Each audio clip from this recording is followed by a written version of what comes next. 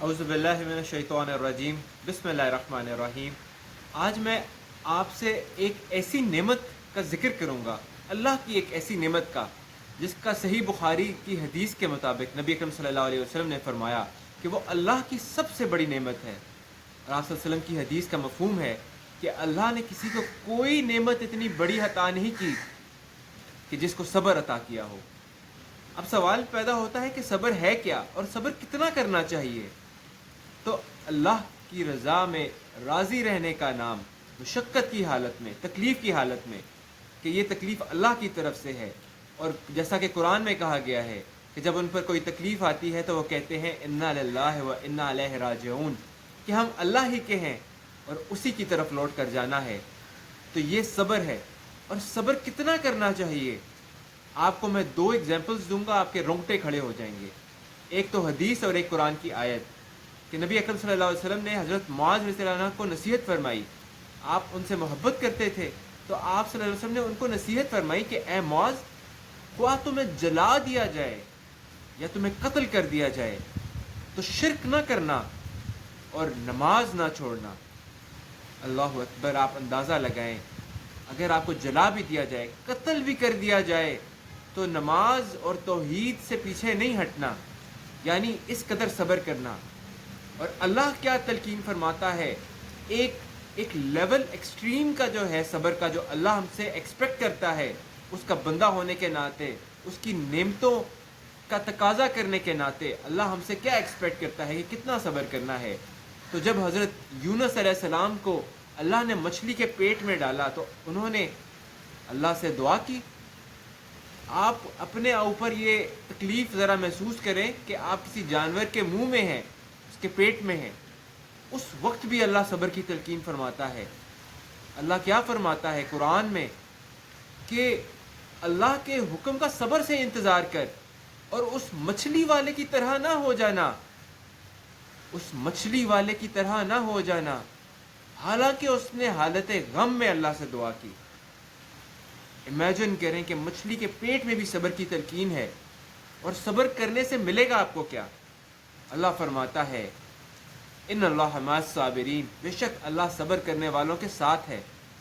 اور اللہ صبر کرنے والوں کے بارے میں فرماتا ہے وبشر الصابرین، کہ بشارت سنا دیجئے ان صبر کرنے والوں کو۔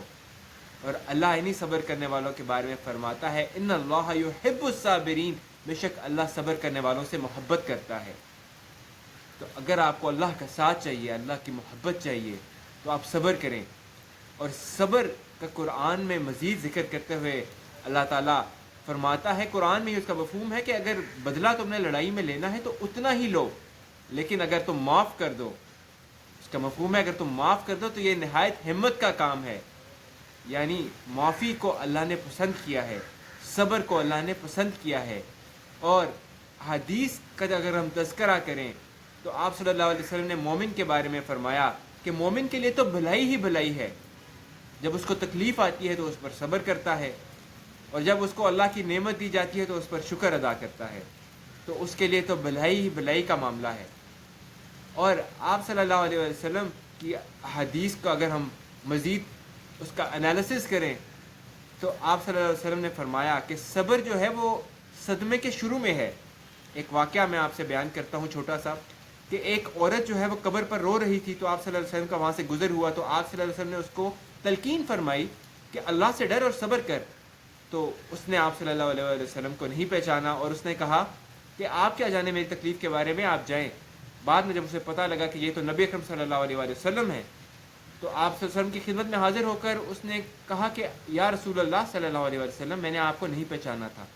تو آپ صلی اللہ علیہ وسلم نے کیا فرمایا کہ صبر تو صدمے کے شروع میں ہی ہوتا ہے۔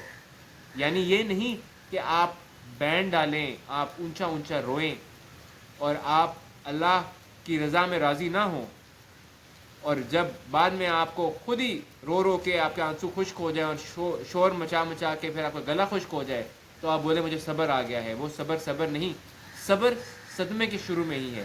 تو یہ تکلیف اللہ کی طرف سے ہے اور اللہ ہی اسے دور کرنے والا ہے۔ تو صبر کون کون سا ہوتا ہے؟ ایک ہوتا ہے اطاعت میں صبر، یعنی آپ کو مشکل پیش آ رہی ہے، فار ایگزامپل صبح کی نماز ادا کرنے میں، نیند سے بیدار ہونے میں، اس وقت آپ صبر کر کے اٹھیں اللہ کی رضا کے لیے۔ ٹھنڈا پانی ہے اس سے وضو کریں اللہ کی رضا کے لیے۔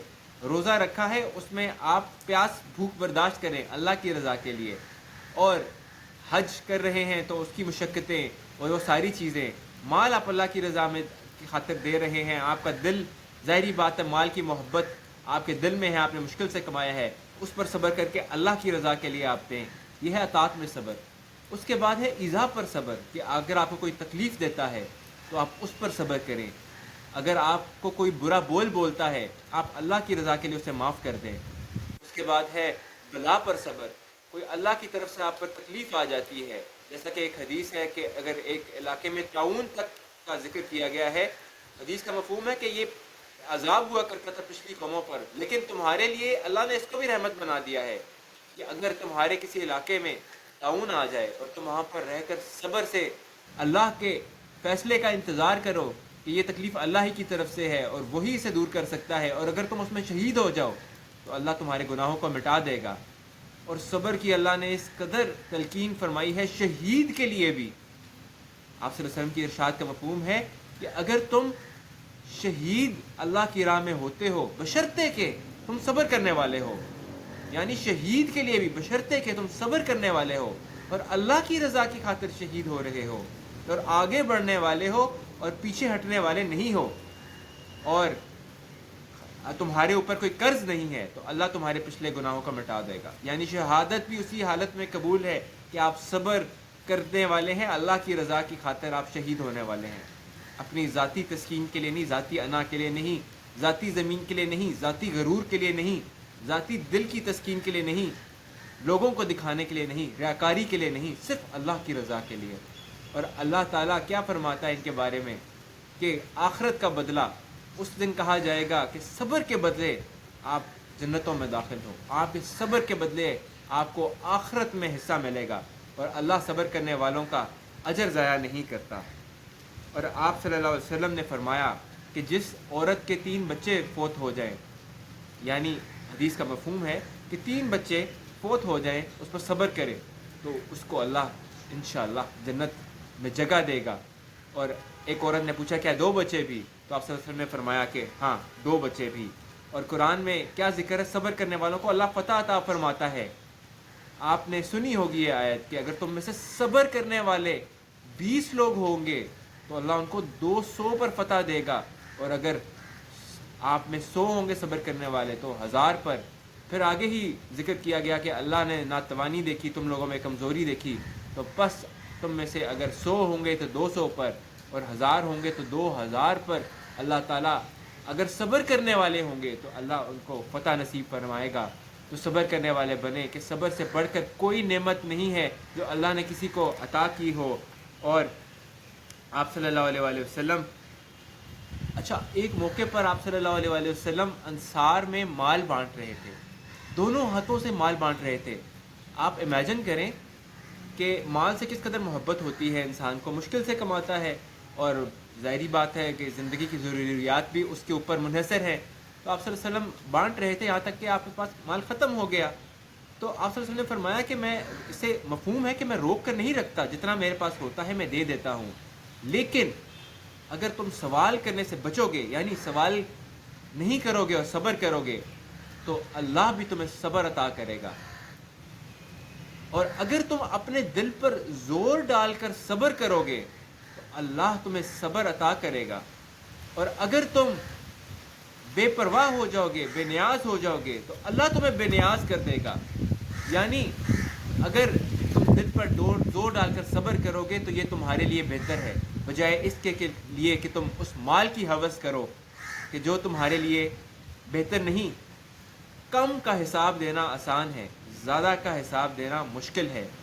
تو ہر وقت اللہ سے دعا کریں صبر کی، اور صبر کی دعا کیا ہے؟ اللہ قرآن میں ہی صبر کرنے کی دعا کبھی فرماتا ہے، ربنا افرغ علینا صبرا وتوفنا مسلمین، کہ اے اللہ ہم پر صبر کا فیضان فرما۔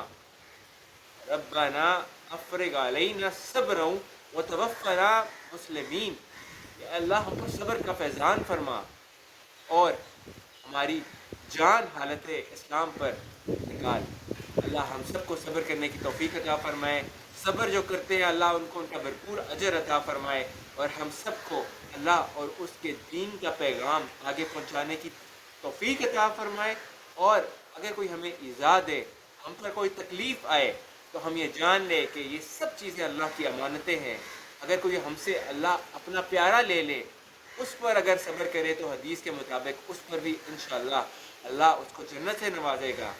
तो हम सब इंशाअल्लाह सब्र करने वाले बने, अल्लाह की रज़ा में राज़ी रहने वाले बन जाए।